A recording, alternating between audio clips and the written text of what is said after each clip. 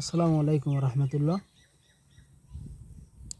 আজকে এমন একটি জায়গায় উপস্থিত হয়েছি, আলহাজ আব্দুল হাকিম কল্যাণ ট্রাস্ট কর্তৃক পরিচালিত প্রতিষ্ঠানে।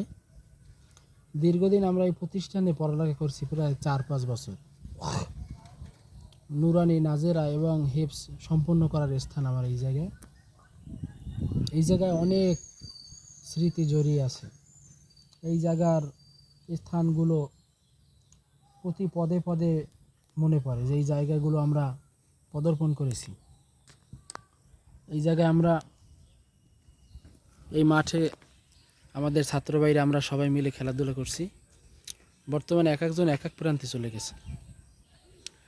এটা হচ্ছে মনোয়ারা বেগম প্রাথমিক বিদ্যালয় এবং আমরা যে প্রতিষ্ঠানে পড়ালেখা করছি জামালউদ্দিন হাফিজিয়া মাদ্রাসায়। প্রতিষ্ঠানটি এখন বর্তমানে আগের মতো নাই। আমরা যখন ছিলাম তখন অসংখ্য ছাত্ররা ছিল এই জায়গায়। বর্তমানে তার 5 ভাগের 1 ভাগও মনে হয় নাই। এক একজন এক এক প্রান্তে চলে গেছে। তাই সকলের জন্য দোয়া করি, আল্লাহ সকলকে সুস্থ রাখুক।